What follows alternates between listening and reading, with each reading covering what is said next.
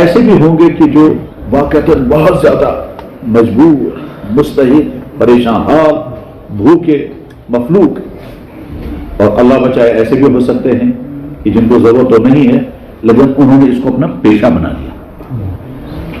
چوراہوں پر لوگ کھڑے ہوتے ہیں تو وہاں دیکھیں گے کہ مقامی بھی اور غیر مقامی بھی، مرد بھی، عورتیں بھی، پھر عورتیں اپنی گودوں میں بچے لے کر کے ہاتھ پھیلا کر کھڑے ہوتے ہیں۔ آپ انہیں دیں یا نہ دیں، تمہیں دل جیشا نہ جیش، کچھ الگ مسئلہ، آپ دیں یا نہ دیں وہ الگ مسئلہ ہے، لیکن اس سے ہمیں ایک نصیحت حاصل ہے، اور اس نصیحت ہی کو میں تھوڑا پھیلا کر کے پھر عرض کرتا ہوں۔ کیا کہ حضرات، انسان اپنی زندگی میں 100-200 مرتبہ نہیں، 1000-2000 نہیں، بے شمار مرتبہ غمناک واقعات سنتا ہے، افسوسناک واقعات کو دیکھتا ہے، پریشان حال لوگوں کو کبھی خود دیکھتا ہے اور کبھی ان کے حالات سنتا ہے۔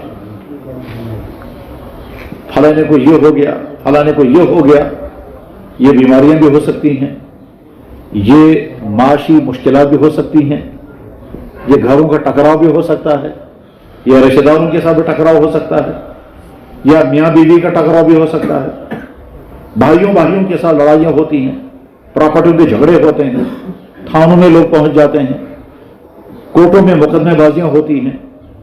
غرض یہ کہ طرح طرح کے واقعات انسان سنتا ہے، دیکھتا ہے، اور کبھی کبھی یہ روز ہوتا ہے۔ تو ایسے وقت میں انسان کو کیا کرنا چاہیے؟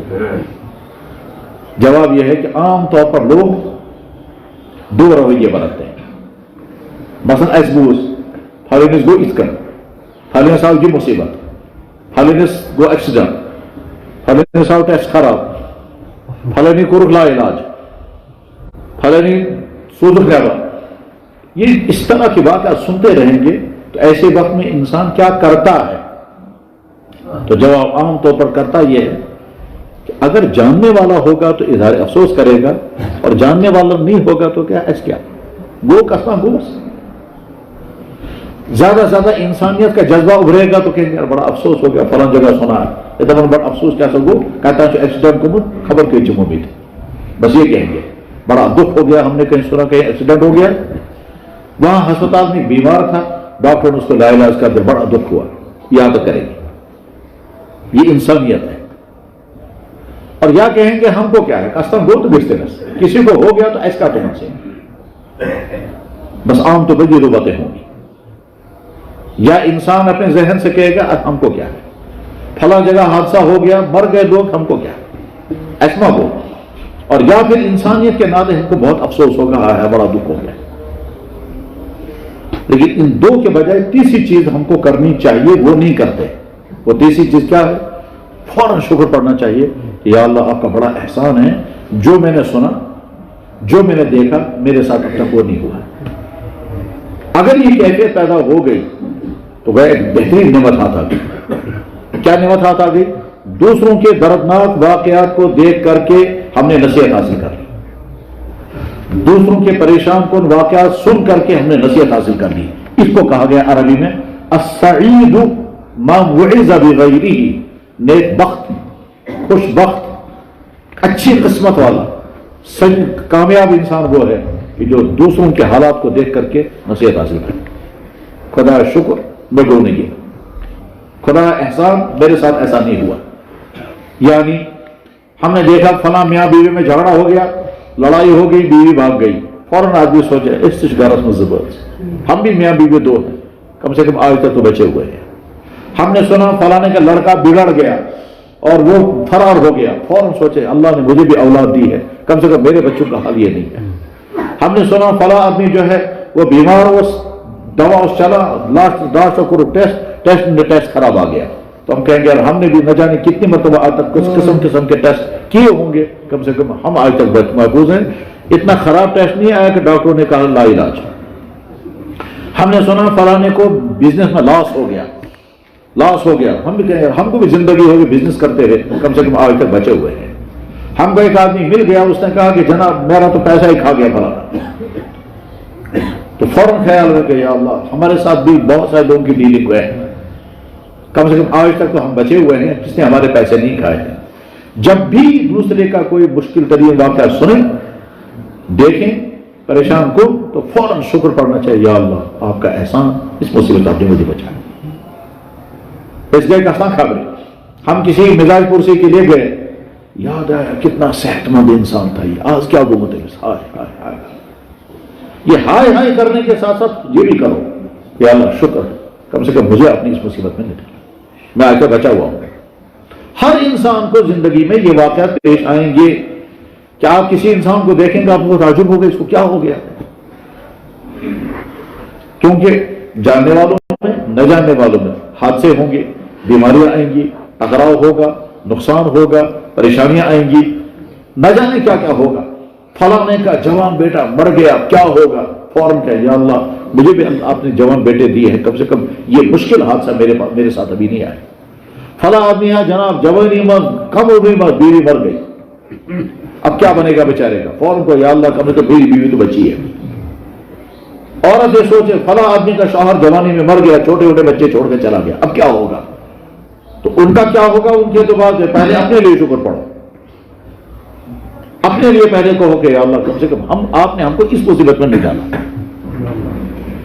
جب بھی کہیں کسی کا واقعہ دیکھیں, جب بھی کسی کا کوئی واقعہ سنیں, فوراً اپنے پر غور کرنے کے بعد کہیں یا اللہ میں شکر گزار ہوں, آپ نے مجھے ایسی مصیبت نہیں ڈالی, ایسا امتحان نہیں ڈالا جس میں نہ جانے کتنے فیل ہو جائیں گے, وہ بھی ہو سکتا فیل ہو گئے. فیل کیا ہو جائیں گے, مثلا فرض کیجئے کسی کو خطرناک حادثہ پیش آ گیا اور اب اس نے زبان سے کہا ہو خدا ایسی طرح تھا یہ ظلم, ایسی طرح تھا یہ ظلم, اس طرح کیا ہے, یہ گویا خیالات بھی بہت عجیب اور زبان سے بھی جملے غلط نکل گئے.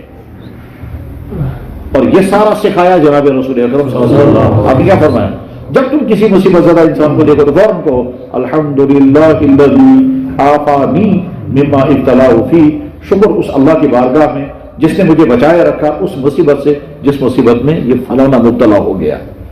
خدا بچس چون شکر گزار بطرف سے حفاظت وہ ہوتا ہے اسلام محفوظ تک مصیبت نش یا مصیبت فلری مبتلا یا جب قسم مصیبت فلری نشان, بس یہ معمول بنانا ہے.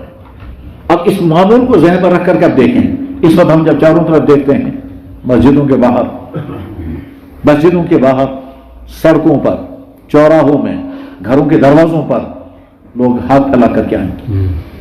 اس میں خواتین بھی ہوتی ہیں, وہ پردوں والی بھی ہوتی ہیں, بعضی جوان بھی ہوتی ہیں, بعضی بچے لے کر کے آتی ہیں. ٹھیک ہے, ہم ایس کیا کہیں, ایک شکل تو یہ ہے. دوسری شکل یہ ہے کہ ذہن میں نفرت آئی ہے بچتی مت, تو تنفر کے ساتھ اس کو دیکھیں گے کہ مجھے کیوں بھی دیکھیں کہ پھیلن چھاسن یہ دوسرا یا تو یہ آئے گا. ہم دونوں کو چھوڑ دیں, ہم تیسری بات سوچیں, وہ کہیں یا اللہ ہمارے گھروں میں بھی ہے, یا اگر بوڑھا ہے تو میرا باپ بھی بوڑھا ہے, یا اگر خاتون ہے میرے گھر میں بھی خواتین ہیں, یا اگر جوان بچی ہے میرے گھر میں بھی جوان بچیاں ہیں, یہ اگر جوان ہے تو میری بہن بھی جوان ہے, یہ خود اگر جوان ہے تو میں خود بھی جوان ہوں. تو یا اللہ آپ نے مجھے اس حالت سے بچایا رکھا. جناب والا اللہ کو طاقت ہی ہم اس جگہ ہوتے اور وہ ہماری جگہ. بس اس کو ختم کر رہا ہوں میں, آگے اگلی بات بیان کرنی ہے, لیکن ایک مثال بھی بیان کرتا ہوں. بہت عظیم و شان شخصیت تھی, ہمارے استاد بھی تھے, ہمارے مرشد بھی تھے, ہمارے حضرت مفتی محمود صاحب نور اللہ برکتہ, وہ اس مسجد میں تشریف لائے ہیں اور اوپر کی منزل کا بیان بھی ہوا ہے اور وہ بیان چھپا ہوا بھی ہے, نوشہرہ کی جامع مسجد میں حضرت کا بیان. حضرت مفتی محمود صاحب رحمہ اللہ تعالیٰ کے پاس ایک آدمی آیا اور آ کر کہنے کہ حضرت میری بیوی مر گئی اور کفن کے لیے پیسہ ہی نہیں ہے, تو کچھ دے دیجیے. تو انہوں نے جیب سے یا چٹائی کے نیچے پیسے تھے وہاں سے لے کر کو اس کو دے دیے. یہ آدمی چلا گیا. تھوڑی دیر بعد دوسرا آدمی آیا, اس نے کہا جناب یہاں کوئی آدمی آیا تھا. انہوں نے کہا یہاں تو آدمی آتے رہتے ہیں, کوئی مسئلہ پوچھنے آتا ہے, کوئی مشورہ پوچھنے آتا ہے, مختلف ضرورتوں کے لیے لوگ آتے رہتے ہیں. اس نے کہا نہیں کوئی آدمی آیا تھا جس نے آپ سے یہ کہا میری بیوی مر گئی انہوں نے کہا ہاں آیا تھا، وہ آیا تھا، وہ آ کر کہہ رہا تھا جناب میری بیوی مر گئی۔ اس آدمی نے پوچھا تو آپ کو یقین ہے کہ اس کی بیوی مر گئی تھی؟ تو حضرت مفتی محمود صاحب نے فرمایا مجھے پورا یقین تھا کہ جھوٹ بول رہا ہے، مجھے پورا یقین تھا کہ وہ جھوٹ بول رہا ہے، کیونکہ اس کی شکل اس طرح بتا رہی تھی کہ یہ سب ڈرامہ ہے۔ لفظ ڈرامہ انہوں نے استعمال نہیں کیا، لیکن انہوں نے کہا مجھے سمجھ آ گیا تھا یہ سب جھوٹ بول رہا ہے، کیونکہ جس کی بیوی مر گئی اس کی حالت وہ نہیں ہوگی جو بتا رہا تھا، وہ جیسی حالت تھی۔ اس نے کہا پھر آپ نے کیا کیا؟ کہنے کہ میں نے دے دیا۔ اس نے سوال کیا جب آپ کو یقین تھا کہ یہ جھوٹ بول رہا ہے تو آپ نے پیسے کیوں دیے تھے؟ یہ ہے عام سوال۔ جب آپ کو یقین تھا کہ وہ جھوٹ بول رہا ہے، اور میں یہی بتانے کے لیے آیا تھا کہ اس نے فراڈ یہ پیشہ بنا رکھا ہے، وہ ہر ایک کو جا کر کہتا ہے میری بیوی مر گئی مجھے کفن کے لیے پیسہ دے دو، بس ہر ایک سے یہی کہتا ہے۔ تو میں یہی بتانے کے لیے آپ کے پاس آیا تھا کہ وہ آدمی اس کا پیشہ یہی ہے اور یہی کام کرتا ہے۔ ایسا بھی ہوتا ہے کبھی۔ مجھے یاد ہے باڑی پور مسجد میں تھے ہم، باڑی پور مسجد میں جامع مسجد کے امام صاحب تھے۔ جامع مسجد کے امام صاحب نے اعلان کیا بھائی صاحب یہاں ایک آدمی آیا ہے، وہ کہتا ہے میں اجمیر کا رہنے والا ہوں، میرے پاس کرایہ نہیں ہے، بھائی دے دو اس کے لیے کرایہ جمع کر کے۔ ٹھیک، کرایہ جمع کر کے دے دو۔ اب لوگ جو جمع کرنے لگے تو اس آدمی کے پاس ایک آدمی اٹھ کر امام صاحب کے پاس آیا، وہ جو آدمی تھا وہ فرار ہو گیا۔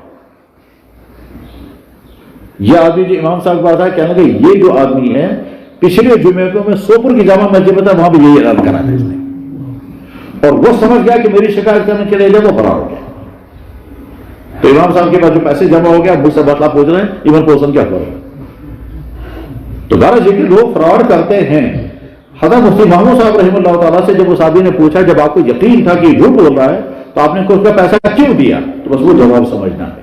حضرت مفتی محمود صاحب نے فرمایا میں نے صدقے کینے سے نہیں دیا، کیونکہ ایسے انسان کو صدقے کینے سے دینا منع ہے جس کے بارے میں آپ کو یقین ہے کہ اس نے پیشہ بنا رکھا ہے، جس کے بارے میں یقین ہے کہ یہ جو ہے اس نے یہ خواہ پیسے جمع کرنے کے لیے اس نے کیا، اس آدمی کو پیسہ دینا منع ہے، فتویٰ یہی ہے۔ لیکن میں نے پھر اس کو دے دیا، میں نے صدقہ نہیں دیا، میں نے کہا یا اللہ میں آپ کا شکر ادا کرنے کے لیے اس کو پیسہ دے رہا ہوں، یہ بھی بوڑھا میں بھی بوڑھا، ٹھیک، میں اگر اس کی جگہ ہوتا وہ میری جگہ پر ہوتا تو میرا کیا بنتا۔ آپ نے مجھے ایسی حالت میں مبتلا ہونے سے بچایا کہ میں لوگوں کے دروازوں پر جا کر جھوٹا کہوں گے میری بیوی مر گئی کفن کے لیے پیسہ دے دو، اس حالت سے آپ نے مجھے بچایا، اس بچانے پر میں شکر ادا کرتا ہوں، اس شکرانے میں نے اس کو پیسہ دیا اور بدل دیے تھے۔ اور واقعہ ایسا ہوتا ہے کہ جب آپ شکرانے کے طور پر کبھی کبھی ایسا ہوگا کہ آپ وہی عمل کریں گے شکرانے کے طور پر تو مسئلہ بدل جائے گا، اور آپ وہی کریں گے نذرانے کے طور پر تو مسئلہ بدل جائے گا۔ مثلا فرض کیجیے آپ نے خدا اگر یہ بیمار ٹھیک گو تل کرو اس کا، اب آپ پوچھتے کیا کرنا ہے، جواب ہے آپ کے ذمہ لازم نہیں، بیمار ٹھیک ہو گیا جو کو آپریشن تب میں ہو جناب اس کا آپریشن ہو رہا ہے، آپریشن میں نکل جانا چاہیے، اگر یہ آپریشن سے نکل گیا تو میں اتنا کروں گا، اور وہ آپریشن سے نکل گیا، یعنی آپریشن ہو گیا، آپریشن کامیاب ہو گیا اور حادثہ نہیں ہوا، بچ گیا وہ، اب آپ کے ذمہ یہ کاٹ لازم ہے، اور خود بھی نہیں کھا سکتے، مالدار کو بھی نہیں کھلا سکتے۔ یہ بات ہوش کو سنا تقسیم کرے اور ساڑھ کے پیٹرن تاکہ تم نہ تھکتا ہے، یعنی جب خب کریں تو نیند چھین لے، ہرگز نہیں، اچھی طرح سے سمجھ لینا چاہیے کہ اس طرح کے نظر کو نہ خود کھا سکتے ہیں نہ مالداروں کو کھلا سکتے ہیں، چن چن کر غریبوں کو کھلانا ہوگا، یہ سب کا ایک واجبہ ہے۔ لیکن اس کے مقابلے آپ نے کیا کیا، خدا بیمار کو ٹھیک کر اس کرو گا نہیں صدقہ، تو یہ جو پہلے ہی صدقہ کریں گے ابھی ہر ایک کو کھلا سکتے ہیں، اس میں سے خود بھی کھا سکتے ہیں۔ دیکھیے بس بدل گیا، بس کیا بدل گیا، اگر کوئی گیا اللہ بچہ امتحان دے رہا ہے امتحان کامیاب گسن اس کرو گوڑنتی صدقہ، یہ صدقہ آپ مالدار کو بھی دے سکتے ہیں، غریب کو بھی دے سکتے ہیں۔ مالدار کو دیں گے تب جب اس کو ضرورت ہوگی، لیکن دے سکتے ہیں۔ خدا بچہ سے امتحان دیں وہ کامیاب گسن اس کرو گوڑنتی، آپ نے جانور ذبح کیا، اس جانور کے ذبح کرنے میں خود بھی کھا سکتے ہیں، دوسروں کو کھلا سکتے ہیں۔ ایک چائے مکان سمجھ ہم نئے مکان میں آ گئے، آپ نے کہا ہم خوش شکرانے میں بھیڑ ذبح کریں گے، یہ جو شکرانے میں آپ نے بھیڑ ذبح کیا خود بھی کھا سکتے ہیں، گھر والوں کو، رشتہ داروں کو، سب کو کھلا سکتے ہیں۔ لیکن اگر آپ نے نظر کی، نظر کا مطلب ہوتا ہے خدا اگر یہ کام ہوگا پھر کرو گے، اگر یہ کام ہوگا پھر ہم یہ کریں گے، وہ ڈیپینڈ کر دیا للہ علی ان اضحی، اللہ की तरफ से मुझ पर लाजिम मैं कुर्बानी करूंगा अगर ये काम हो गया, अगर फला मसला हल हो गया। जैसे हज़रत उमर फारूक रज़ी अल्लाह तआला का, या रसूल अल्लाह मैंने ज़माने जाहिलियत में नियत की थी मैं खाने काबा का एहतिकाफ करूंगा, तो आज करूं या नहीं करूंगा। तो जब हम डिपेंड करेंगे तो उसके बाद फिर उसमें से खुद नहीं खा सकते जब वो मकसद पूरा हो जाएगा। तो अभी कुछ दिनों पहले एक औरत ने मुझे फोन किया यही शहर से, मैंने कहा हुक्म फरमाइए। क्या लगा जी मेरा बच्चा गया था स्कूल, वो गाड़ी से नीचे गिर गया। मैंने उसी वक्त नियत की मैं यूं ज़ेवर नसल कर लूं मगर बच को सुमासुम ठीक। अब जो वहां गई है वो, तो इत्तेफाक की बात यह है कि वो बच्चा इसका नहीं था, वो कोई दूसरा बच्चा गिर गया था, तो बच को सुमासुम थी, या इसी का बच्चा था मगर उसको कोई चोट नहीं लगी थी, ये मुझे याद नहीं रहा। मैंने कहा अब क्या पूछना है, क्या लगा बच में ठीक, तो मैं क्या कर दूं, अब फिर नियत बदल गई है। तो मैंने कहा जो नियत की थी वो सबका करना पड़ेगा। अच्छा ना बेचन बन जाएगी, ये बदलती है। बहरहाल जब मेरे भाई, जब हम दूसरे को देखें ये हाथ फैलाए हुए हैं, ये बड़ा भी है, ये बूढ़ा भी है, ये औरत है, ये बच्चा लेकर के फौरन कहें या अल्लाह आपने हमको उस सतह पर नहीं पहुंचा। आप चाहे दें या ना दें वो बात का मसला है। दरवाजे पर कोई आया, नफरत से मत देखो, हकारत से मत देखो। मैं बहुत अहम तरीन बात समझा रहा हूं, अच्छी तरह से गौर से सुने, बहुत अहम बात समझा रहा हूं, गौर से सुने। ये जो सड़कों को साफ करने वाले लोग होते हैं, चलो सड़क दुआ, तकरीबन हम में से 99% लोग उनको नफरत के देते हैं, उससे शेयर हरगिज नहीं। सारी कौम को चाहिए कि उनको अपने मुंह से मान लें। क्यों? अगर वो ये काम छोड़ देंगे तो अंजाम क्या निकलेगा? अगर सफाई करने वाले खत्म कर दें, हम ये काम नहीं करेंगे, फिर क्या होगा? फिर देख लीजिए मंजर क्या बनेगा। ठीक, म्यूनिसिपलिटी वालों के सामने शोर मचाएंगे, वो कहेंगे मजदूरी चुप, तुम सब काम कर रही। उस वक्त लोग कहेंगे मिन्नतें करके मेहरबानी करो करो। कभी भी उनको नफरत के साथ नहीं देखना चाहिए, हकारत के साथ नहीं देखना चाहिए। ये समझना चाहिए यार इनका बहुत बड़ा एहसान है, ये काम तो सोसाइटी के 99% लोग करने को तैयार ही नहीं होंगे, और ये वो काम कर रहे हैं जिसकी वजह से गंदगियों में रहते हैं, सफाइयां करते हैं और क्या क्या करते हैं। तो शरीरों का समझिए, हाँ ये बहुत अहम मसला है, लेकिन लोग समझते हैं शिक्षा हकारत के साथ उनको देखेंगे, हकारत के साथ देखेंगे, तब से जुमले तक नकल करेंगे, बल्कि कभी गाड़ी लेकर आएंगे, वो सामने दो रहा होगा तो हकार के है वह सुना दियो, तो ये हकारत के साथ उसको डांट करके कहते हैं वह हम बहुत कुछ है, ये कुछ नहीं। मेरे भाई उसका एहसान मानना चाहिए सारी कौम को। तो जो सड़कों को साफ करने वाले लोग हैं, नालियों को साफ करने वाले लोग हैं, अगर ये काम करना छोड़ दें और वो अपना कोई दूसरा रोजगार ढूंढने लगे, ठीक है ना, नतीजा क्या निकलेगा? फिर देख लीजिएगा, यहां पर आकर के समझ में आ जाएगा कि मक्खियों का बहुत बड़ा एहसान है। मगर उसका जीवन मौजू वो क्या एहसान है, उसको आपको फिर बैक्टीरिया की थ्योरियां समझनी पड़ेंगी कि जनाब वाला बेशुमार बीमारियां खत्म होती हैं क्योंकि मक्खियां हैं। अगर मक्खियां नहीं होंगी तो बैक्टीरिया फैलेगा और इस दुनिया में रह नहीं सकेंगे। फिर वो जो बैक्टीरिया है वो मक्खी की शक्ल इख्तियार कर लेता है, फिर वो मक्खियां जो है बैक्टीरिया को खत्म करते हैं। बैक्टीरिया और एंटी बैक्टीरिया, इतनी बड़ी दुनिया है बैक्टीरियाओं की, इतनी बड़ी। बल्कि यूं कहिए कभी कभी एक साइंटिस्ट सिर्फ एक बैक्टीरिया पर सारी जिंदगी खर्च करता है, आखिर में कहता है मैं इसके सारे हालात को समझ नहीं सका। एक ये मैं सब ये तो यूनिवर्सिटी किस लेवल की बात है, वहां समझाने की बात होगी। सिर्फ एक बैक्टीरिया पर एक साइंटिस्ट सारी जिंदगी खर्च करता है और उसके बाद आखिर में कहता है कि मैं इसकी सारी चीजें नहीं समझ सका। ये मैं सुनी नहीं, मैं बहुत तहकीक की बात बता रहा हूं, बल्कि मैंने बहुत दफा इस तरह के माहिरीन से गुफ्तगू की। अभी कल भी मुझे एक साहब मिले थे, वही कश्मीर के हैं, वो बहुत बड़े स्कॉलर हैं। कह लगा जनाब खुदा की कुदरतों की कोई इंतहा नहीं है, खैर छोड़िए आप।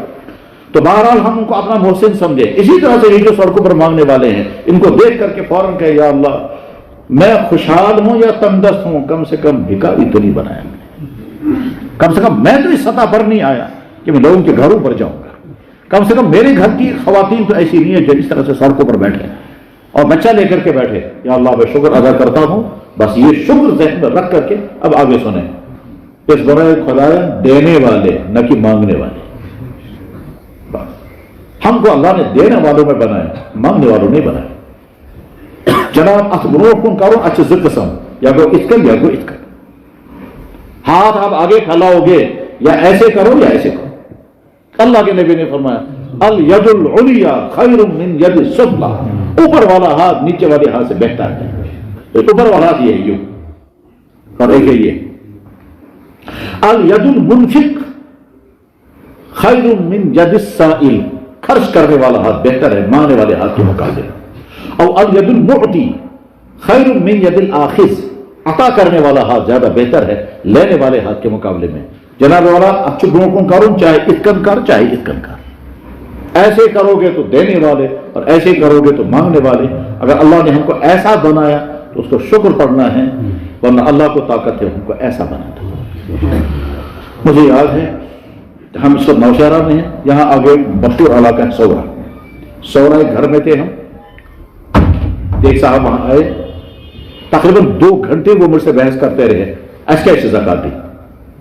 کاروبار کروڑوں میں کاروبار ہے، وہ ٹرن اوور ہو رہا ہے. ٹھیک کہتا ہے یوں چپ.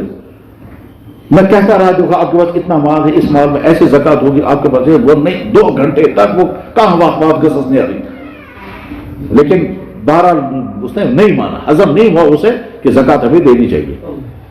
اور ہے 2 میاں بیوی، اولاد بھی کوئی نہیں، کروڑوں کا کاروبار یہاں سورا علاقے میں. وہ گھر میں جانتا ہوں، اس گھر میں بیٹھ کر کے وہ گھر والے بھی تعجب کرتے رہے اس کیا دیں گے زکات گئے مسلمان نہیں. اور بحث کر رہا تھا وہ جناب ہمارا کچھ مال چائنا میں ہے، کچھ مال جو ہے وہاں ہے، تو را مٹیریل اتنا ہے کہ میرے ہاتھ میں پیسہ کچھ نہیں ہے تو مجھے زکات کیوں دینی ہے. اچھا ہاتھ میں پیسہ کچھ نہیں، زکات کیوں دینی ہے؟ لیکن مال جب دیکھتے ہیں تو وہ کروڑوں کا ہے. کچھ تیار مال، کچھ را مٹیریل، کچھ وہاں ہے کچھ وہاں ہے. غرض ہے کہ سارے کا حساب کرنے کے بعد وہ کروڑوں کا لیکن دینے کو تیار. اللہ نہیں مانا، اس نے نہیں مانا. لیکن مجھے یاد ہے کہ جب یہاں سیلاب آیا تھا اور سیلاب آنے کے بعد پھر لوگ ڈوب گئے، تو اس کا وہ جو گودام تھا وہ گودام کہیں اس علاقے میں تھا جہاں سیلاب میں سارا ڈوب گیا. اس کے بعد یہ شخص میں نے دیکھا وہاں بائی پاس روڈ پر ٹرک کے پیچھے دوڑتا تھا وہ ریلیف کا چاول لینے، اور دوڑ نہیں پاتا تھا. کیوں نہیں دوڑ پاتا تھا؟ وہ ٹرک والے آتے تھے، نوجوان لڑکی جلدی جاتے تھے تو بس آتا پیس دیوا ایسی بن کے اور ٹیپ لگا کر وہاں تھا. تو میں سامنے نہیں آیا، میں نے کہا یہ مجھے پہچان دے گا، تو اس لیے میں نے سوچا کہ شرمندگی ہو کے سامنے نہیں آنا. جب عبرت کی بات ہے کہ ابھی چند دنوں پہلے یہ دینے والا تھا مگر دینے کو تیار نہیں تھا، اب اللہ نے ایک ہی جھٹکے میں وہاں پہنچا دیا. اسی مسجد میں اوپر اعتکاف میں تھا، ایک شخص میرے پاس آیا، کیا لگا جی میں وہ شخص ہوں کہ میں 2 لاکھ روپے زکات تقسیم کرتا تھا. میں نے کہا پھر کیا لگا اس وقت ہماری حالت یہ ہے کہ ہم زکات لینے کے اوپر مجبور ہیں. میں تو کیا حکم میں کیا کروں؟ تو میرا بھائی مجھے زکات دینا چاہتا ہے، میرا بھائی مجھے زکات دینا چاہتا ہے، مگر اس نے مجھ سے کہا کہ بھائی میری زکات تم کو لگے گی یا نہیں یہ پرس کیسے، اگر کہاں دی اجازت تو میں بھی زکات تو بس آپ سے پرسن کر دو وہ اگر میں زکات دی تب اس کی زکات ادا ہو جائے گی یا نہیں ادا ہو جائے گی. تو میں نے کہا یار تمہارے بھائی کو پوچھنا چاہیے یہ کیا لگا تبھی سمجھ سی میت سی بال سے پرسد میں زکات دائیا سے پھر میں بھی زکات چاہیے. میں وہ شخص ہوں کہ جو 2 لاکھ روپے زکات تقسیم کرتا تھا، ایک رمضان میں 2 لاکھ روپے خرچ کرتا تھا. آج ہماری حالت یہ ہے. دیوبند میں مجھے یاد ہے ایک مولانا صاحب تھے، انہوں نے خود مجھے بتایا کہ میں وہ شخص ہوں کہ میں 50,000 زکات تقسیم کرتا تھا. 50,000 کونا دکھائے مسجد میں، کہتے اس مسجد کے کونے میں بیٹھ کر اس مسجد میں میں نے امامت کی ہے، دیوبند کی اس مسجد میں میں نے امامت کی ہے. اس مسجد میں ہی کہا اس کونے میں اعتکاف میں ہوتا تھا اور 50,000 روپے میں زکات تقسیم کرتا تھا. کب؟ 1970 1980 میں. اب 50,000 میں کیا لگا. اس کے بعد پھر مجھ پر وہ حالات آئے کہ ہم گھر میں آلو ابال کر کے کھاتے تھے. گھر کھانا نون ساؤنڈ تو کوئی نہیں، نمک بن ڈوڈو آلو میں نمک لگا کر پھر کھائیں گے. کہتے میں نے وہ دور میں دیکھا ہے. اب جو تیسرا دور ان کا تھا وہ بہت اچھا، یہ عالم بھی تھے، لیڈر بھی تھے اور انڈسٹری بھی چلاتے تھے. دیوبند میں ان کا بہت زبردست پریس تھا، یہ جو ہے پرنٹنگ پریس، وہ بعد میں ختم بھی ہو گیا تھا سارا. تو کبھی اللہ تعالیٰ وہاں آسمانوں میں پہنچاتے کبھی نیچے. تو اس لیے جب اللہ نے دینے والا بنایا ہو تو اس کا شکر کرنا چاہیے. اور جب دینے لگتا ہے آدمی تو یاد رکھیں دنیا میں کوئی شخص ایسا نہیں ہے جس نے انسانوں کو دیا ہو اور پھر غربت آ جائے، نہیں، ایسا کبھی نہیں ہوگا۔ یہ اللہ کا وعدہ، اللہ کے نبی کا وعدہ، تم جب میری مخلوق کو کھلاؤ گے تو میں تم کو کبھی بھوکا نہیں رہنے دوں گا۔ قرآن کریم میں بھی اللہ تعالیٰ شان فرماتے ہیں وَمَا أَنفَقْتُم مِّن شَيْءٍ فَهُوَ يُخْلِفُهُ، جو تم میرے راستے پہ خرچ کرو گے میری مخلوق پر، کسی کو بھی مخلوق کو کھلاؤ، مخلوق کے ساتھ حسن سلوک، چاہے وہ انسان، چاہے جانور، چاہے کسی بھی مخلوق کے ساتھ اللہ بہت خوشی ہوتی ہے، اس کو میری مخلوق کا غم ہے، میری مخلوق بہت خوشی ہوتی ہے اللہ کو میری مخلوق کو کھلا رہے، چاہے کافروں کو، وہاں اللہ تعالیٰ بطور مخلوق کے دیکھتے ہیں۔ دینے والا آدمی اللہ کو بہت پسند ہے، کھلانے والا اللہ کو بہت پسند ہے، اسے معمول بننا چاہیے یار ہمارے گھر سے کوئی آدمی خالی نہ جائے، ہمارے گھر سے کوئی آدمی بھوکا نہ جائے، اگر ہم کچھ نہ دیں لیکن کم سے کم بات اچھی طرح سے کریں، قول معروف ومغفرۃ خیر من صدقۃ یتبعها اذی۔ ہاں کوئی آدمی آیا ہٹا کٹا، اس نے ہم نے کہا ہے رکھ، شرم سے نہیں جمع مزدور کیسے کو نہیں رکھ، قرآن کہتا ہے اس دینے سے زیادہ بہتر تھا تم نہ دیتے، اس دینے سے زیادہ بہتر تھا تم نہ دیتے، اور دے کر کیا کہتے ہیں بھائی اللہ نے تم کو صحت عطا کی ہے، تو اللہ نے تم کو صحت عطا کی ہے، اس صحت کا فائدہ اٹھاؤ اور کوشش کرو کہیں کام مل جائے، میں بھی کوشش کروں گا۔ یہ ہمدردی کے بعد جب یہ زیادہ بہتر وہ مقابلے کے کہ آپ نے دیا اور دینے کے بعد پھر کیا کہا ہے راست شرم چاہیے بات، دو اور توہین کرو، دو اور تنقیص اور عیب لگاؤ، اس سے زیادہ بہتر ہے نرم بات ہمدردی کی بات کہو، قول معروف اور مغفرۃ اللہ تعالیٰ کا رحم خیر بہتر ہے من صدقۃ ایسا صدقہ دینے سے یتبع اذی جس کے بعد تو نے تکلیف دے بات کہی، گنجت بعد میں تکلیف دینے والی بات کہی، شرم سے نا یہ بات بہرحال پتہ کیا کیا جملے بولتے ہیں، ہر زمانے کے لوگ بولتے ہیں بس۔ اب جب اللہ نے دینے والا بنایا ہے تو کیا کرنا ہے، اچھی طرح سے سمجھنا ہے کہ ہماری مالی پوشن کیا ہے،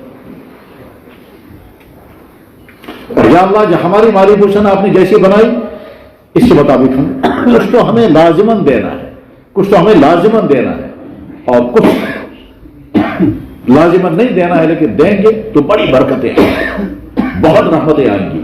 پتہ ہم تاریخ میں جب دیکھتے ہیں فلانے بزرگ کمائی کچھ نہیں، ہزاروں کو کیسے کھلاتے تھے، جناب جہاں لنگر چلتا ہے کچھ نہیں پتہ چلتا ہے لنگر چلتا کیسے ہے، اور ہر جگہ ہے یہ، دنیا میں ہر جگہ ہے یہ، چاہے تبلیغی مرکزوں میں دیکھیں گے جا کر کے، جو ہمارے پرانے اکابر اولیاء گزرے ان کے یہاں کر یہاں بلبل لنگر بہت بڑا لنگر کئی سو سال تک چلتا رہا ہے، یا تو تاچبند نہیں بلبل لنگر، وہ بلبل لنگر کا مطلب کیا ہے، عبد الرحمن بلبل رحمہ اللہ تعالیٰ جو سب سے پہلے یہاں اسلام لے کر کے آئے، اور جب بادشاہ نے اسلام قبول کیا تو بادشاہ نے کہا میں تمام دوسرے لوگوں کو جبرن مسلمان بناؤں گا، انہوں نے کہا بالکل نہیں، جبرن کسی کو اسلام قبول نہیں کرانا ہے، البتہ میں گھروں گھروں میں جا کر لوگوں کو دعوت دوں گا۔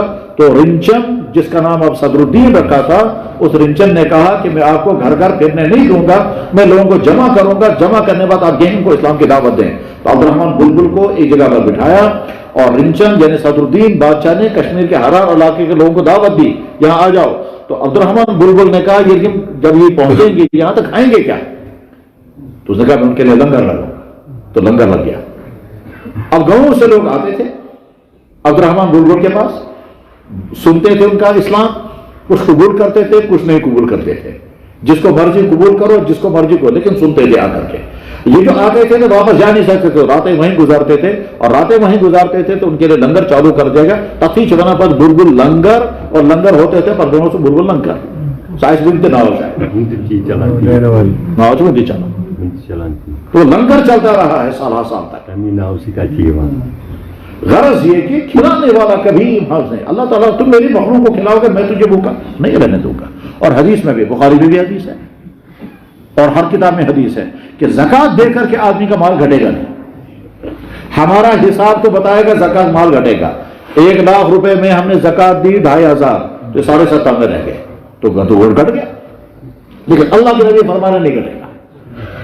اب ہماری عقل کہہ رہی ہے گھٹے گا، ہمارا حساب بتا رہا گھٹ رہا ہے، اور اللہ کے نبی فرما رہے ہیں گھٹے گا نہیں بڑھے گا۔ اب ایسا کیسے ہوگا؟ ہم نے حساب کیا آپ کے پاس 2 لاکھ روپے تھے، 2 لاکھ روپے آپ نے زکوٰۃ نکالی 5000 نکل گئے، جب آپ کے پاس 1,95,000 رہ گیا تو حساب تو پیسہ تو گھٹ گیا، لیکن اللہ کے نبی فرما رہے گھٹے گا نہیں۔ ہم کہیں گے حضرت گھٹ گیا، ہم حساب کر کے دیکھ رہے ہیں گھٹ گیا، تو جواب آئے گا آپ انتظار کرو اگلے سال مجھے حساب بتا۔ اگلے سال مجھے حساب بتانا. اگلا سال جب آئے گا تو آپ کا لازماً 2 لاکھ سے اوپر ہو جا چکا ہوگا, لازماً. اس وقت آپ کہیں گے سمجھے اور نہیں کتنے ہوئی. اس کی میں دوسری مثال بتاتا ہوں کہ حج کے لیے جب آدمی نکلتا ہے اور پیسہ خرچ کیا, ٹھیک ہے نا, اگلے سال حج کے ٹائم پر جتنا پیسہ خرچ کیا ہوگا اس سے زیادہ پیسہ آ چکا ہوگا. اللہ کے نبی محتکر الحاج, روزہ رکھ کر آدمی بیمار ہو جائے ایسا کبھی نہیں ہوگا, روزے کی وجہ سے بیمار ہو جائے ایسا کبھی نہیں ہوگا, زکات دے کر آدمی پر غربت آئے ایسا کبھی نہیں ہوگا. یہ تو ہو سکتا ہے شادی کی, بیماری آئی, نقصان ہو گیا, مکان بنایا, مالی مشکلات آئے, یہ ہو سکتا ہے. لیکن زکات دی اور مالی مشکلات ایسا کبھی نہیں ہوگا. یہ تو ہو سکتا ہے بیمار تھے روزہ نہیں رکھ سکے, لیکن ایسا کبھی نہیں ہو سکتا کہ روزہ رکھنے کی وجہ سے بیماری آ گئی. بہت ٹھیک روزہ لہٰذا بہت بیمار, ایسا کبھی نہیں ہوگا.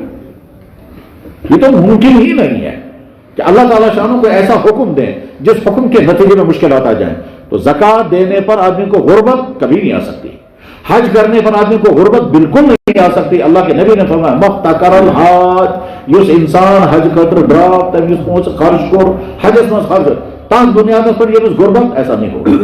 تو بس اب اس کے بعد ارادہ کر, ہاں, اور جو آدمی زکات نہیں دیتا وہ اس قدر سخت سزا ہوگی, اس قدر سخت. اتنی سخت حدیث ہیں قرآن کریم میں اللہ تعالیٰ فرماتے ہیں یوم یحمى علیہ فی نار جہنم فتقوی بہا جباہہم وجنوبہم وظہورہم. تو تمہارا یہ پیسہ, یہ گولڈ, یہ پونڈ, ان پونڈوں کو گرم کیا جائے گا اور وہ گرم کر کے تمہارے یہاں سے لگایا جائے گا, یہاں سے لگایا جائے گا, جہاں لگایا جائے گا. یہ ہے وہ تیرا پیسہ جس کی تم نے زکات ادا نہیں کی. یوم یحمى علیہ فی نار جہنم فتقوی بہا جباہہم وجنوبہم وظہورہم هذا ما كنتم لانفسكم ويرجسون. اسے جمع ہو تو مت کریں. عجیب بات ہے. اللہ رحم فرمائے. ابھی کچھ دنوں پہلے مجھے ایک صاحب ملے, کہنے لگے جناب میں ریٹائر ہو گیا, ریٹائر ہونے کے بعد مجھے 20-30 لاکھ روپے ملا, سو تھا میں بیکس مس تاکہ سود ہوا تو تم سے شروع کر چلا. حلال پیسہ رکھا بینک میں اور وہاں سے جو سود آ رہا اسے گھر چلا رہا. جب مر جائے گا تو حلال پیسہ, اچھا اولاد ہے اگر اصل پہنچ اگر خرچ کر دے کیا بنے. تمہارے کہا کم سے کم ایک کام کرو, آپ کم سے کم ایک کام کرو. بینک میں آپ نے پیسہ رکھا ہے, جب اس کو پیسہ نکالو گے تو آپ یہ نیت کرو میں انٹرسٹ کا پیسہ نہیں نکال رہا ہوں, میں اصل پیسہ نکال رہا ہوں. کم سے کم اتنا حلال کھاؤ نا, یا حلال رکھا بینک کے پاس, حرام لے کر کھا رہے ہیں. مسالہ سال سے اسی طرح سے مصعب جی کو نام بھی جانتا ہوں, اس کا نام بھی جانتا ہوں, شکل بھی بولو, بلکہ گھر سے بولتا. عجیب معاملہ ہے انسانوں کا کہ حلال کو بند کر دیا بینک میں اور وہاں سے جو سود آ رہا ہے اس سے خود کو اور اپنی گڑیا کو کھلا رہا ہے.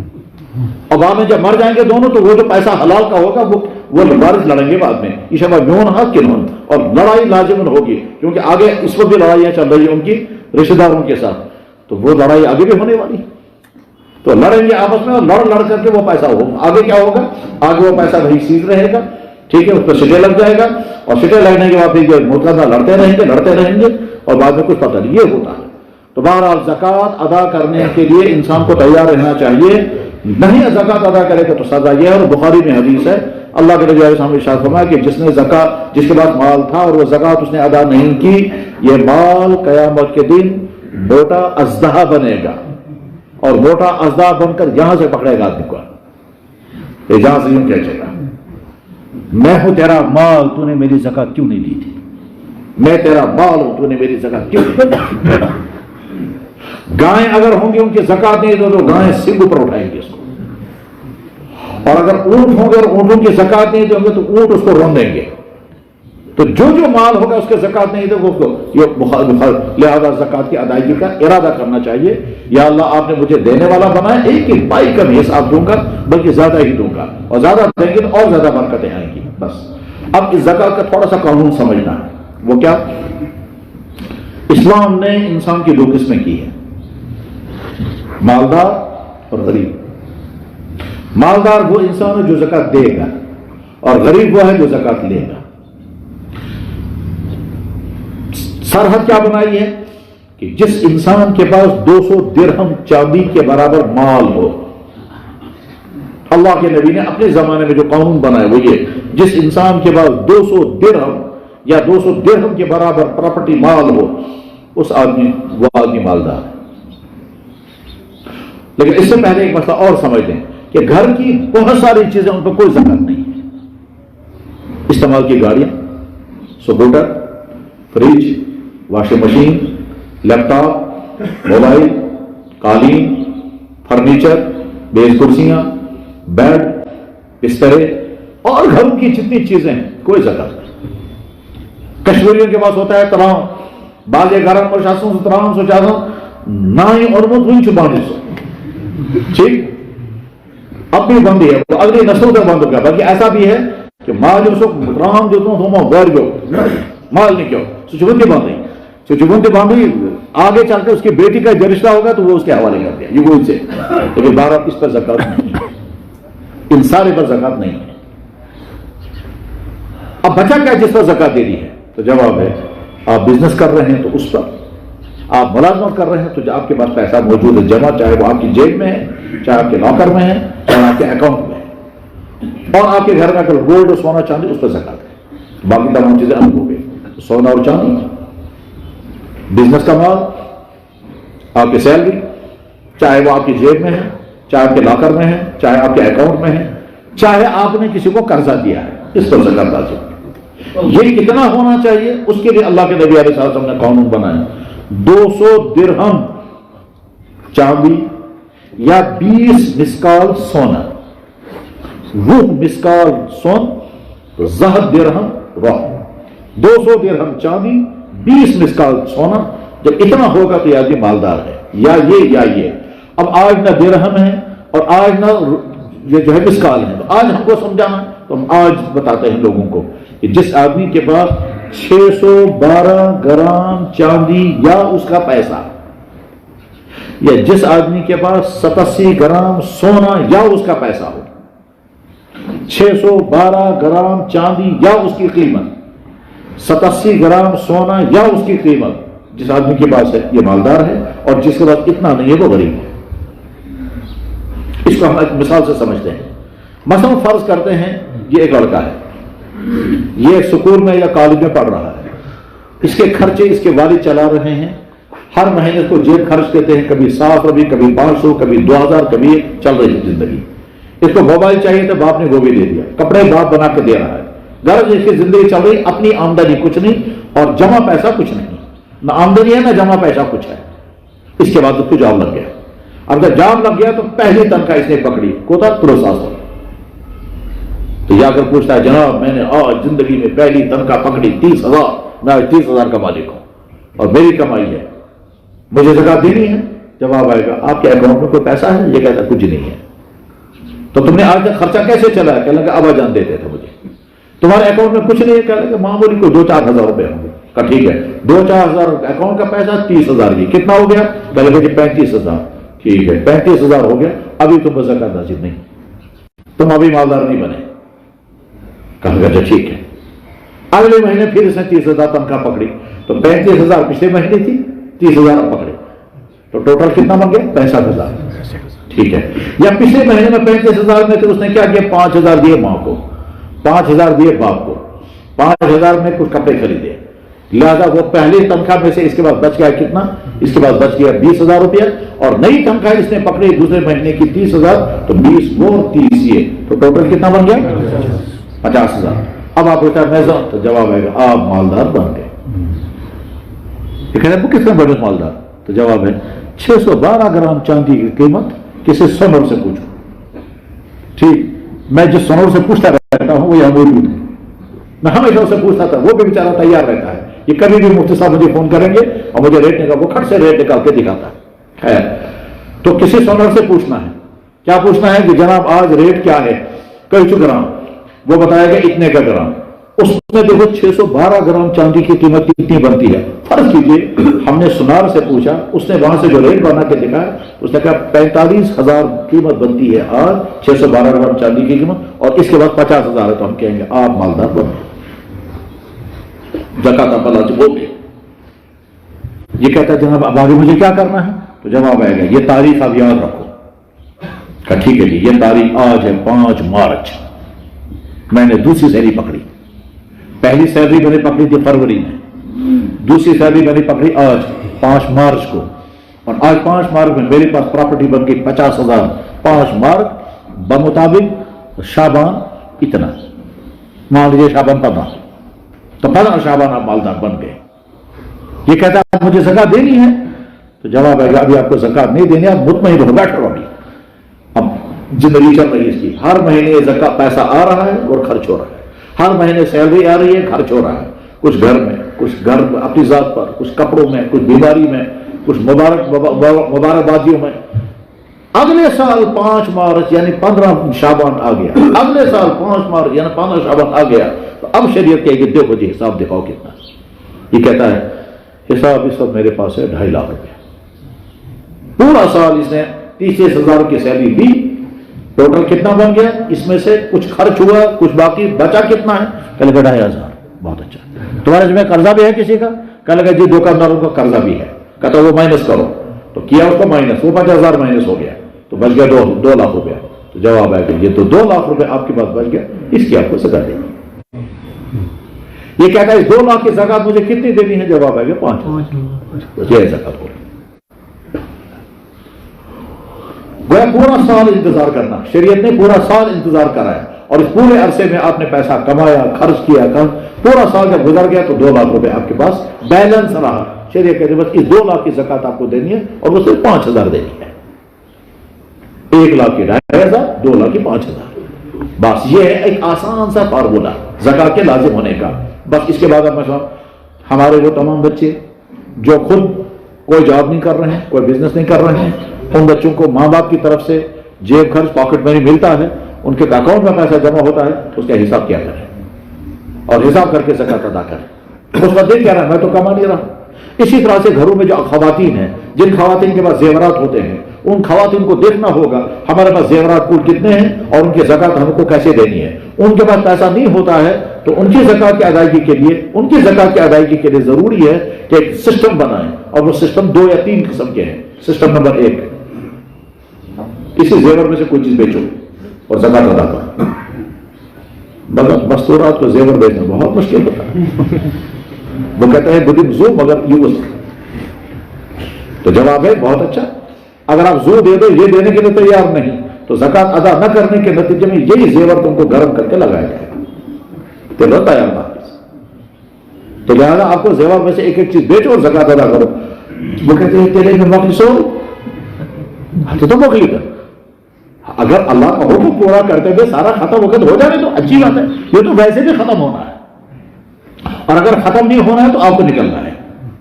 یعنی ہوگا کیا, یہ جو تمہارے پاس زیورات ہیں, یا تو ایک سٹیج ایسا آئے گا تم کو یہ سارے زیورات بیچنے ہوں گے اور کسی کام میں لگانے ہوں گے. مثلا بیمار ہو گیا, جیسے ابھی مر جاتا ہے تو بچے کا ایکسیڈنٹ ہوا تھا, ٹھیک, یا آگے کسی بچے کا رشتہ کرنا ہوگا تو زیورات اس میں چلے جائیں گے. اور اگر آپ نے رکھے ایسے ایسے رکھے تو آپ چلی جاؤ گے, زیورات وہیں رہیں گے. تو یا تو یہ ہونا ہے یا یہ ہونا ہے. طے ہے یہ جناب, جو خواتین جن کے پاس زیورات ہیں, یا وہ زندگی میں خرچ ہو جائیں گے کہیں نہ کہیں. مکان بنایا, زمین خریدی, گھر میں کوئی بیمار ہو گیا, مال بہرحال کوئی نہ کہیں گئے کیسے ختم. اگر ختم نہیں ہوا, آپ نے بچا کر کے رکھا, تو اس کے بعد آپ نکل جاؤ گے تو یہ کسی اور کو ملے گا. پھر وہ کون ہوگا, وہ آپ کے رشتے دار ہوں گے, آپ کے بیٹے ہوں گے, یا یہ ہوگا یا یہ ہوگا, دو میں سے ہونا ہی ہونا ہے. اس بیچ میں اگر یہ اللہ کے نام پر خرچ ہو گیا تو گویا تم نے اللہ کا حکم پورا کر کے اس کو خرچ کیا, ٹھیک ہے, تو بہت اچھا. لہٰذا سب سے بہتر طریقہ کہ عورتیں جن کے پاس کیش نہیں ہے وہ زکات میں اسی کو سونے کو دیں, یا اسی کو بیچ کر کے پورے سونے کا حساب کریں, حساب کر کے زکات ادا کریں. شکل نمبر 1. شکل نمبر 2, شوہر سے کہیں مثلا زکات ادا کر, ٹھیک, تل کو نہیں دسی, میں تم کو شوہر کو کہیں میں تم کو بیچتی ہوں, یہ کہتے ہیں انگوٹھی بیچی, کتنے کی ہے یہ انگوٹھی, 5,000 کی, ٹھیک ہے نا. تو شوہر نے 5,000 دیے, انگوٹھی شوہر لے. شوہر نے 5,000 دے دیے بیوی کو, یہ 5,000 زکات بنے گی 2 لاکھ کی. اب اگر اس کے بعد 2 لاکھ روپے کا زیور ہے تو اس نے 5,000 کی زکات ادا کر دی, ٹھیک ہے نا, زکات ادا ہو گئی. وج گئی خاندار سے, ٹھیک ہے نا, خاندار میں وج لا گئی. تو چونکہ وہ شوہر کہے گا وہ استعمال کرتا تھی, استعمال تمہیں کرو مگر پراپرٹی میری ہے. اب عورت کو استعمال کرنی تھی نا, وہ کر رہی ہے, پھر بھی پہلے کر رہی تھی اپنا سمجھ کر, اب کر رہی ہے شوہر کا سمجھ کر. اگلے سال دوسری بات, اگلے سال پھر زکات دینے تم سے وہی بولتے, ہوتے ہوتے یہ سارا شوہر کے پاس چلا جائے گا, اور شوہر کے پاس جا کر کس کے زکات بھی ادا ہوتی رہے گی, اور یہ عورت استعمال کرتی رہے گی اپنا یہ زیور. میں یہاں روک کر کے واقعہ سناتا ہوں, یادگار رہے گا آپ کو. ہمارے بزرگوں میں سے بڑی عظیم الشان شخصیت گزری حضرت مولانا اشرف الدین تھانوی رحمہ اللہ تعالیٰ. ان کی خاص صفت تھی کیا, کہ وہ صحیح انسان کو بنا دیتے تھے. وہ کہتے تھے بزرگ بنو یا نہ بنو, صحیح انسان بنو. اس صحیح انسان بننے کے لیے کیا تمہارے ذریعے سے کسی انسان کو کوئی تکلیف نہ ہو, اور ہر انسان کے سارے حقوق تم ادا کرنے والے بنو. اور یہ مزاج ایسا ہی بناتے تھے وہ. اور اس مزاج بنانے کے نتیجے میں ان کے تمام جتنے خلیفہ تھے جب ان سے جڑے, ان کے حالات بالکل ایسے تھے, آدمی حیران ہوتا ہے ان کے واقعات کو دیکھ کر ان کے حالات. میں مثال بتاتا ہوں, ابھی قریب میں گزرے ہیں حضرت مولانا رفیع عثمانی, جو صاحب جاتے تھے حضرت مولانا مفتی شفیع صاحب رحمہ اللہ تعالیٰ. مولانا رفیع عثمانی کا واقعہ ہے. رفیع عثمانی صاحب اپنے والد مولانا مفتی محمد شفیع صاحب کے ساتھ تھے کراچی میں. رفیع عثمانی صاحب کے بڑے بھائی مفتی شفیع صاحب کے بیٹے, اس کا نام تھا ذکی عثمانی, یہ لاہور سے ملنے کے لیے ان کے پاس آئے. اب نیچو چاہوں مجلس ملاقات کرنے کا تھا لاہور میں. ملاقات ہو گئی. اب ذکی عثمانی نے اپنے والد سے کہا ابا جان مجھے اجازت دیں, بیوی بچوں کے ساتھ ہم چلے جائیں گے. رفیع عثمانی صاحب بڑے بھائی سے کہتے ہیں رات کو یہیں قیام کریں. جب اس نے کہا رات کو یہیں قیام کرے تو مفتی شفیع صاحب نے ٹیڑھی نظروں سے اس کو دیکھا, ناراض نظروں سے دیکھا.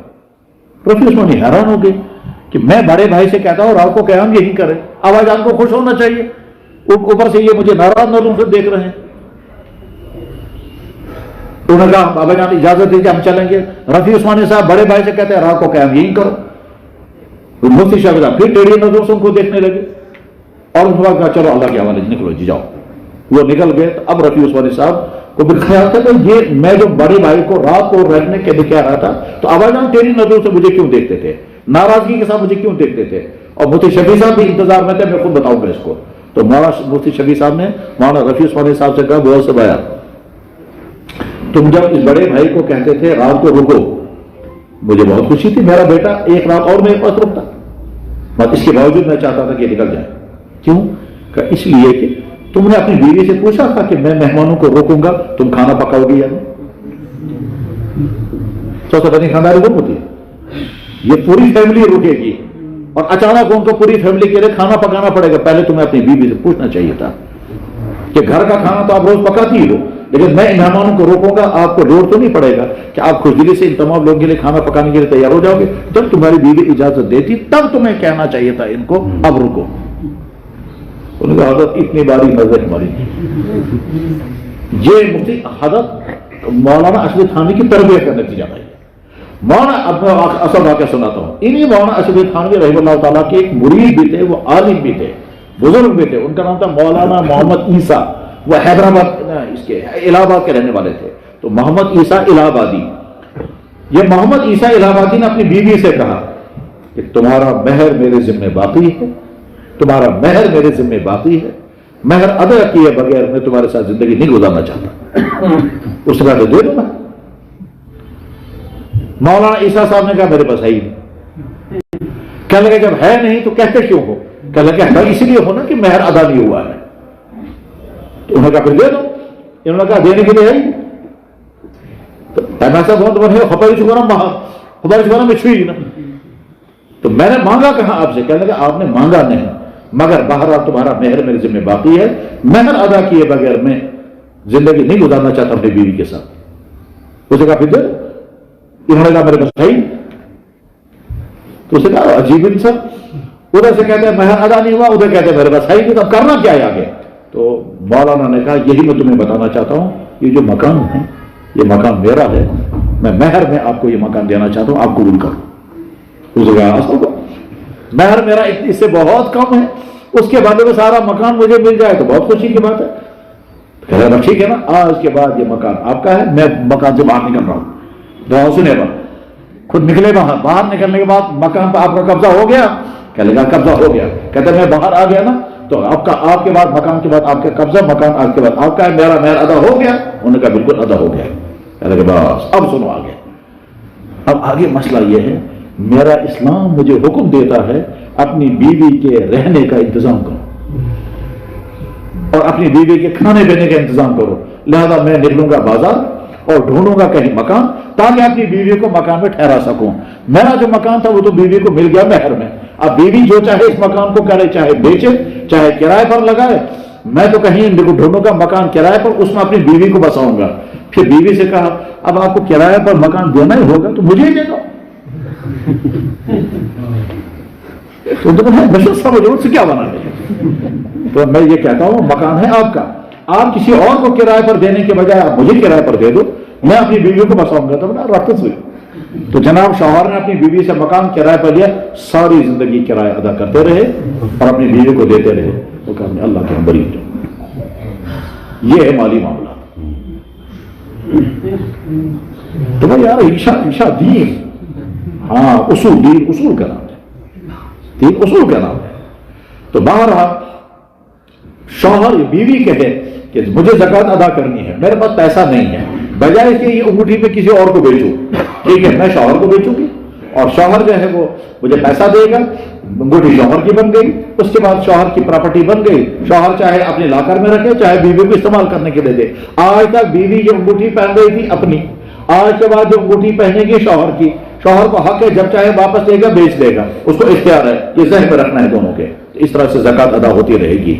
شکل نمبر 3, شوہر کہے گا جیسے میں تمہاری بیماریوں کے خرچے برداشت کرتا ہوں, تمہارے کپڑوں کے خرچے برداشت کرتا ہوں, اور کپڑوں میں بیماریوں کا خرچہ تو خیر آسان ہے, وہ تو شریعت کا حکم ہے, لیکن ایک اور خرچہ جہاں کے شوہروں کو جھیلنا پڑتا ہے جو شریعت نے لازم نہیں کیا ہے, اور وہ شوہروں کو ادا کرنا ہوتا ہے, اور وہ یہاں کے شوہروں کا احسان ہے بیویوں پر, مگر بیویاں وہ احسان نہیں مانتی. یہاں کے شوہر ایک خرچہ ادا کرتے ہیں اور وہ شوہروں کا احسان ہے بیویوں پر, مگر بیویاں وہ احسان نہیں مانتی ہے. وہ ہے مبارک بازیوں کے خرچے. مبارک کی شما سمجھا بل سے بدی سور بجری کیا تھا, سچ ٹوکر, کیا درجن, پھر جیسے جیسے اب اور کیا گھٹا جاتا آپ لوگ لیتے ہیں. یہ تو آپ لوگوں کا موسم, اور لوگ اپنے اپنے اسٹیج اپنے اپنی سطح کے مطابق لیتے ہیں. چل ٹھیک, سونوس. تو یہ جو شوہر دے رہا ہے سونوس, جیسے سوٹ, چیزیں, روٹیاں, پھل, رشت دیگ اور کیا کیا, یہ سارے جو شوہر کے خرچے ہو رہے ہیں یہ اسلام نے شوہر پر لازم نہیں کیا ہے. اور شوہر اپنے گھر کے ماحول کو ٹھیک رکھنے کے لیے کہتا چلو نصف گھر سے. تو بیویوں کو ماننا چاہیے شوہر کا ہم پر احسان ہے. اگر شوہر کہ میں یہ دینے کے لیے تیار نہیں ہوں تو کوئی عورت نہ شریعت کے اعتبار سے کلیم کر سکتی ہے نہ قانون کے اعتبار سے کلیم کر سکتی ہے. ہاں جھگڑا اٹھائے گی, جھگڑا اٹھانے کی وجہ سے گھر کا ماحول خراب ہو جائے گا, لیکن حق نہیں ہے اس کا. ایک عورت یہ کہتی ہے میں بیمار ہوں, شوہر کی ذمہ داری اس کا علاج کرائے. ٹیسٹوں پر ہزاروں خرچ ہو گئے, علاج پر ہزاروں خرچ ہو کے کیا. اس کے بعد جب وہ ٹھیک ہو گئی, ٹھیک ہونے کے بعد پھر وہ کہتے ہیں میوس تھلنی ویسے گسن مبارکی, تو اس کے بعد سوٹ بال سے 500 ہاتھن یا 700 سوٹ شوہر کہہ کے میں نہیں دوں. تو رات اگر نے 500 تم نے خرچ کرے, رات تم نے 50,000 روپے خرچ کیے, آج تم 500 دینے کے لیے تیار نہیں ہو, کہے گا وہ میری ڈیوٹی تھی, یہ میری ڈیوٹی نہیں. لیکن اس کے باوجود اگر شوہر دیتا ہے تو اس کا احسان ہے.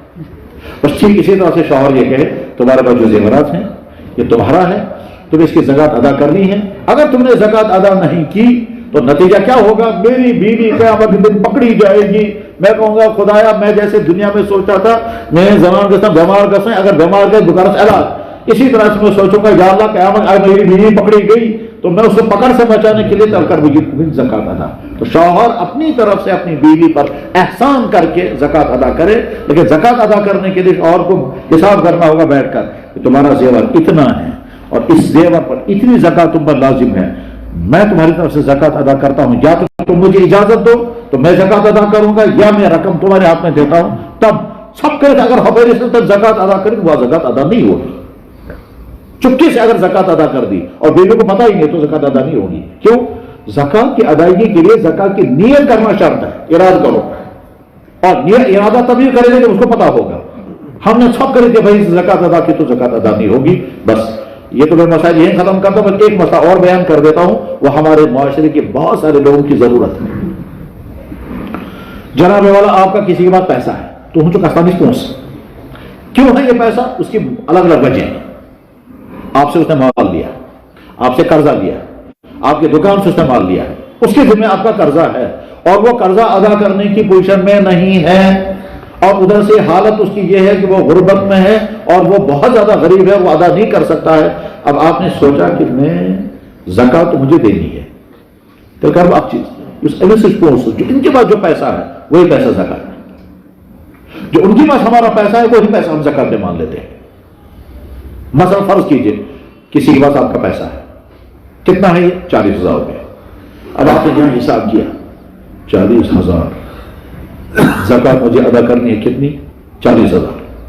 نہ ہمیں زکوٰۃ ادا کرنی ہے 50,000. تو جیسا سن ان 6 میں سے اپری کا زکوٰۃ. تو کیا یہ زکوٰۃ ادا ہوگی؟ جواب ہے نہیں ہوگی. کیا اس طرح سے زکوٰۃ ادا ہو جائے گی؟ جواب نہیں ہوگی. مان لیجئے ہمارا پیسہ اس کے پاس ہے 10,000 روپیہ، اور میں نے جو اپنے مال کے حساب کیا تو میرے پاس مال بنا کتنا؟ 4 لاکھ روپے، اور 4 لاکھ روپے کی زکوٰۃ کتنی مجھے دینی ہے؟ 10,000. تو 10,000 ہے اس کے پاس، چلو اپنی کا زکوٰۃ ادا. تو جواب زکوٰۃ ادا نہیں ہوگی. پھر کیا حل چاہتا ہے؟ تو حل دوسرا ادھر میں سمجھانا چاہتا ہوں. وہ حل یہ ہے کہ ہم یہ زکوٰۃ کا پیسہ 10,000 اس کو لے جا کے دیں، کیونکہ وہ غریب ہے، کیونکہ اس کا قرضہ ہے، لہذا ہم نے اس کو 10,000 کی زکوٰۃ دے دی.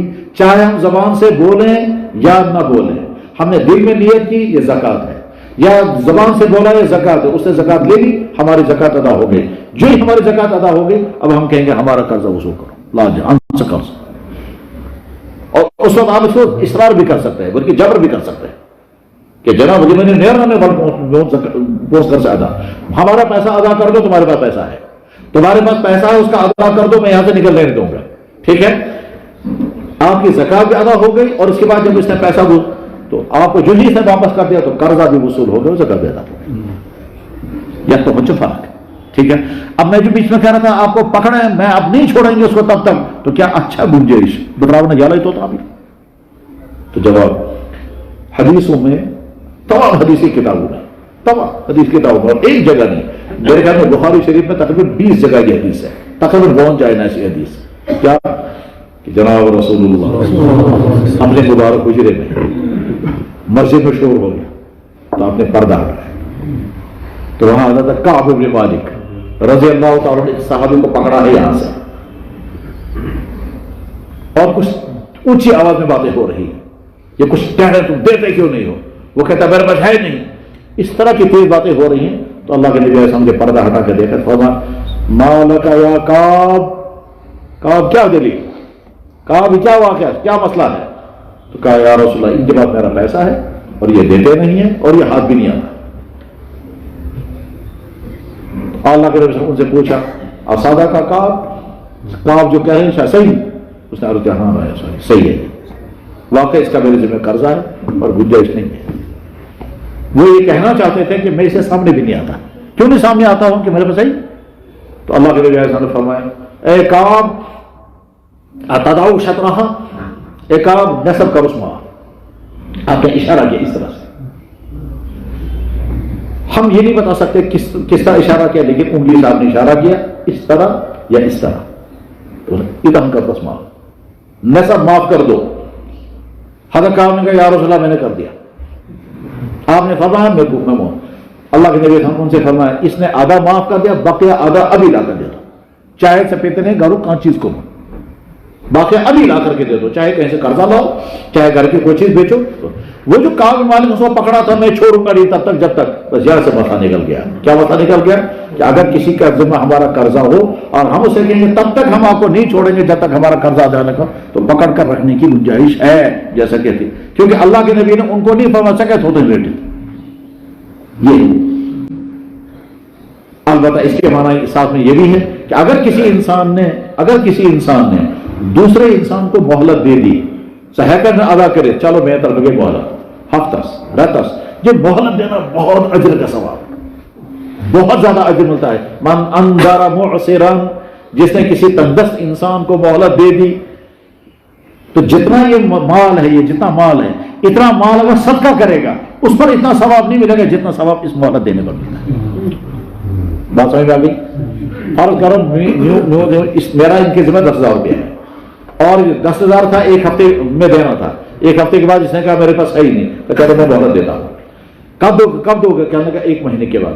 ٹھیک ہے 1 مہینے بعد. میں نے کہا کیا کر؟ کہنے کا میں چھ ہی نہیں مہربانی. تو میں نے دن پر پتھر رکھ کر چلو اچھا میں ساتھ تو کوشش کری دی. تو اگر یہ 10,000 روپے میں صدقہ کرتا تو جتنا ثواب ملتا اس سے زیادہ ثواب مجھے ملے گا اس کو مہلت دینے کا. یہ تو نام کو. لیکن اس کو اللہ کے نبی علیہ السلام نے فرمایا اگر گنجائش ہے دینے کی پھر بھی تم نہیں دے رہے تو تم ظالم ہو. اللہ کے نبی کے دونوں طرف سے دینے والے کے لیے بھی احکام ہے اور لینے والے کے لیے بھی احکام ہے. فرمایا مطلوب الغنی ظلم، اگر تم کو دینے کی گنجائش ہے پھر بھی تم دینے کو تیار نہیں تو تم ظالم ہو. ہمارے معاشرے میں پیمنٹ نہ کرنے کا بہت بڑا بوال ہے. گنجائش ہے پھر بھی نہیں. جناب والا مسئلہ یہ ہے کہ اگر آپ کے ذمے کسی کا قرضہ ہے آپ اپنے گھر میں ڈبل سٹون نہیں بنا سکتے، پہلے قرضہ ادا کرو. میرے پاس میرے ذمے دکاندار کا قرضہ ہے اور میں گھر میں 2 قسم کا سالن نہیں بنا سکتا. کیوں؟ آپ کو ذمہ قرضہ ہے، تم دوسرے کا قرضہ بند کر کے 2 قسم کے سالن کیوں کھا رہے ہو؟ یہاں تو بازوانے اڑاتے ہیں دوسرے کا قرضہ دبا کر کے. میں مثال بتاتا ہوں. حضرت مولانا یہ جو علم حدیث ہمارا ہے، علم حدیث، یہ علم حدیث میں جو بہت بڑے محدث گزرے ہیں، شاہ محمد اسحاق دہلوی رحمہ اللہ تعالیٰ ان کے شاگرد تھے. پھر وہی سلسلہ ہم تک پہنچا ہے، حدیث کا سلسلہ کا. شاہ محمد اسحاق رحمہ اللہ تعالیٰ ان کے پاس ایک ان کا طالب علم ہے، کہنے لگا حضرت میں آپ کی دعوت کرنا چاہتا ہوں. فرمایا بہت اچھا.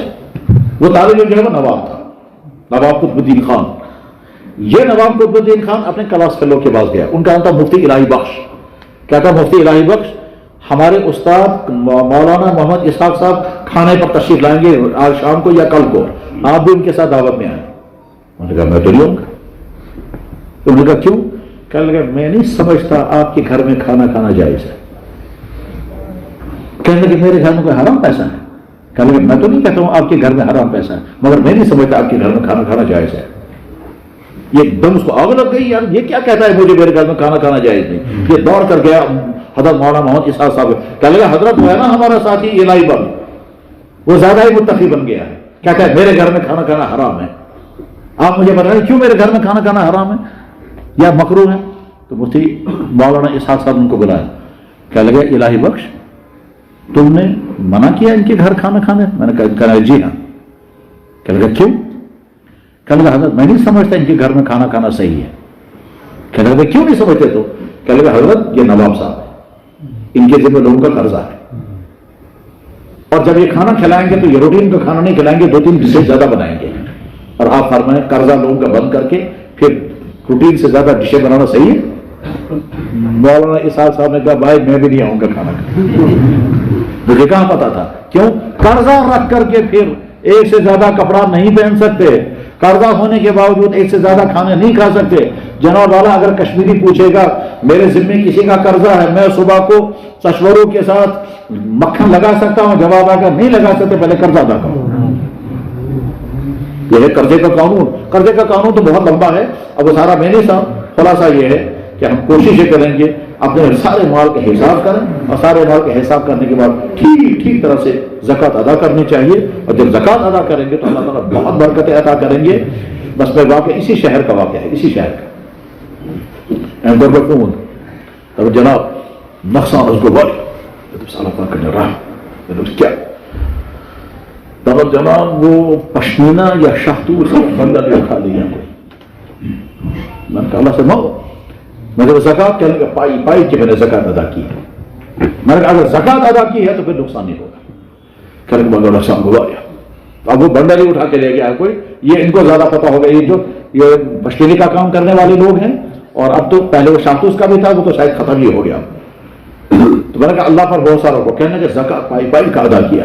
میں نے کہا جب زکوٰۃ ادا کی ہے تو ضرور نقصان سے بچ جاؤ گے، بے فکر رہنا. 2 یا 3 دن گزر گئے وہ فون کرتا ہے، کہنے لگا جناب مال بہت واپس. مطلب کیسے؟ کہنے لگا جس چور نے اٹھایا تھا، جس چور نے یہ مال اٹھایا یہ بیچنے کے لیے گیا اسی کے پاس جس کو ہم مال دیا کرتے تھے اور اس کو بتایا تھا ہم نے کہ گھر سے مال چوری ہو گیا. ٹھیک، اس نے جو ہی مال پکڑ لیا اس نے ہم نے فون کیا، کہنے لگا مال وہ واقعی یہی زکات دینے کے نتیجے میں مال سکور ہو جاتا ہے، یہ اللہ اور اللہ کے نبی کا وعدہ ہے. بس اللہ تعالیٰ شان و دین پر عمل کرنا. وآخر دعوانا ان الحمد للہ رب العالمین برحمتک.